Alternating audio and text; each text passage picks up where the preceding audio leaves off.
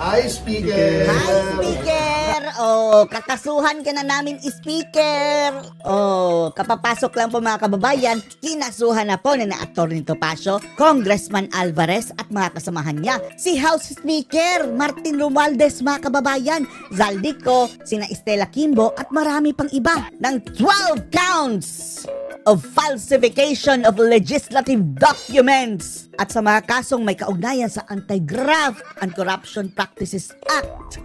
Mga kababayan, akala siguro ni Natamba mga kababayan ay makakalusot na sila sa kanilang mga pananagutan mga kababayan ngayong pinagtakpan na nila ang kanilang ginawang issue dito sa budget at pilit nilang tinabunan sa issue ng impeachment ni Sara.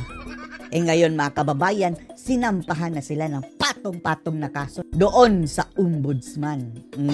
Criminal case po yan mga kababayan. Panoorin po natin ha. By the way, suportahan po natin ang Ipanaw Sambayanan. Number 18 sa balota. Nung una, ang sana inisip namin, yung violation lang ng revised penal code. Ngayon may nagsabi na sa dami ng nilabag na batas, iba Talaga. Oh, not to mention mga kababayan, yung hindi pa natin nalalaman. bakit hindi natin i-file lahat ng kaso na po pwedeng i-file. Kaya napagdesisyonan ng grupo na pumunta rin dito sa office ng ombudsman upang i-file yung mga kaso na nilabag nila sa anti-graft law. Oh, ano ka ngayon, Tamba? Yun din exact. I think section 3E. Congressman, pwede pa natin mabanggit kung ano-ano po yung mga kaso po na sinampang. Yung una, syempre, yung falsification ng legislative document. Falsification. Dahil wala namang ibang nag-fill in the blanks doon mga kababayan kundi sina Tamba o mga grupo nila. Ito naman sa ombudsman, yung violation ng section 3A kung saan ay sinasabi na kung merong kang ginawa na dihado yung gobyerno, no, at nawalan yung gobyerno, ay po pwede kang kasuhan. Ano ba yung ginawa nilang nagpadihado? Ano yung ugat nito, sir? Yung pagsingit ng imagine 241 billion pesos. Wow! Ang laki.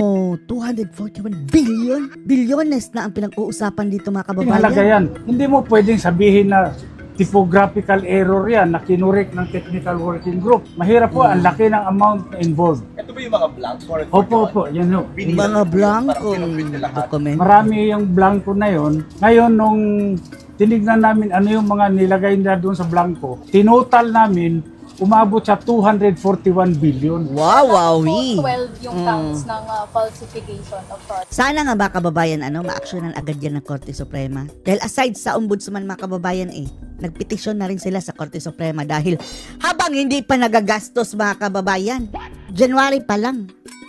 February na pala. Baka naubos na rin, no? Alam naman natin kung gaano sila ka-addict dito sa pera mga kababayan. Baka inubos na yan. Palagay ko, mas magandang sagutin ni Atty. Topacio yan kasi siya naman yung lead counsel. Well, kaya po 12 counts yan, ay 12 times po nilang pinunuan yung mga blanks. Yun po ang inapprove ng BICAM ay 0. Nakalagay 0. Dapat po yun pagdating sa Pangulo, 0 din.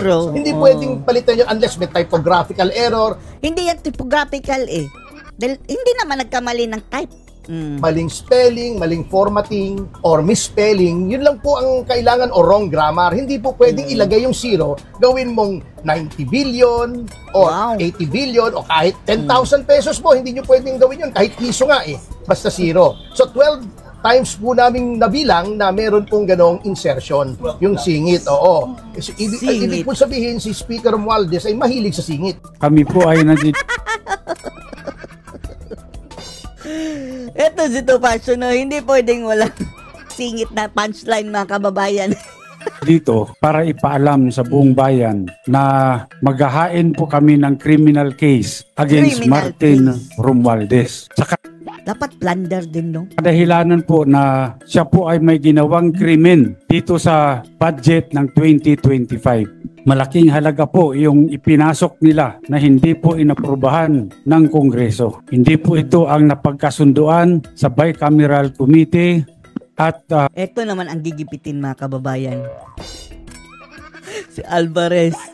Nagulat na lang kami lahat nung makita namin kung bakit yung pong in-email sa amin na BICAM report, may mga blanco po rito. Ngunit, Blanco. nung pinirmahan ng presidente, kumpleto na. At nung tinignan namin kung magkano yung ipinasok nila na halaga, ito po ay nagkatotal ng 241 billion. Ngayon po, ewan ko kung matatawag natin na typographical error yan. Hindi. O grammatical error. Napakalaki po ng halaga.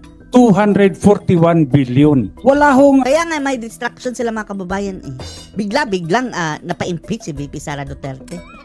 wala pong ganung halaga ang inaprubahan ng BICAM at hindi po rin yun ang inaprubahan sa plenaryo. Bakit po nagkaroon ng ganung halaga doon sa General Appropriations Act, GAA? Kanya po, ako bilang isang nakaupong congressman, kinakailangan ding ipakita ko sa taong bayan na kung merong mali, siguro kailangan din natin panagutin kung sino yung may gawa ng krimen.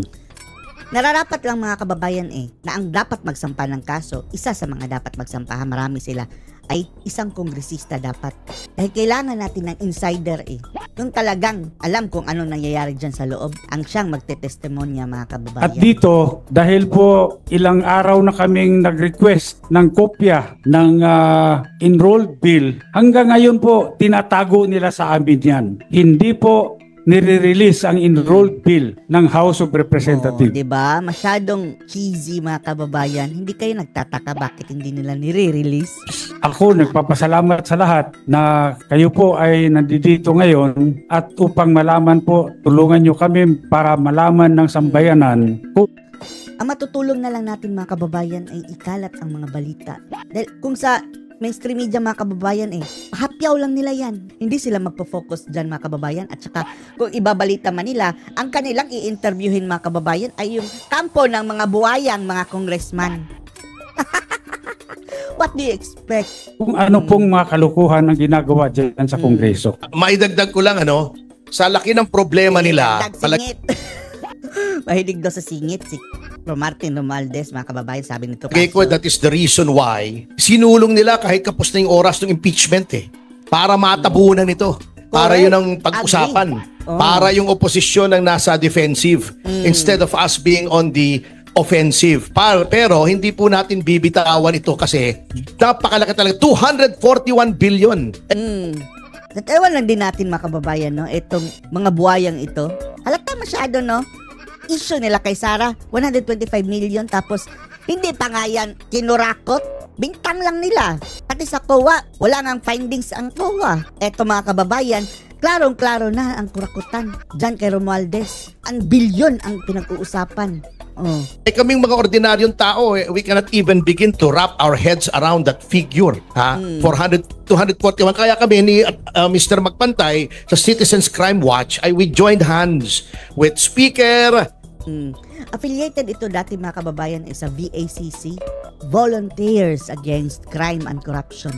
At closely nakikipag-interact sila mga kababayan sa PACC din, yung Presidential Anti-Corruption Commission, na unang-unang inabolish si BBM mga kababayan pag-upo niya sa pwesto. Kaya pala inabolish si BBM. With Attorney Raul Lambino, with Attorney Jimmy Bondoc, para isulong po ito at sa Monday po ay ipafile po namin sa City Prosecutor's Office ng Na-file lang mga kababayan kasi kahapon pa lang yan na-press ko. Quezon City itong criminal case na ito because this is falsification of legislative documents. And aside from that, meron ding kaso doon sa graft and corruption mga kababayan. Which is a crime.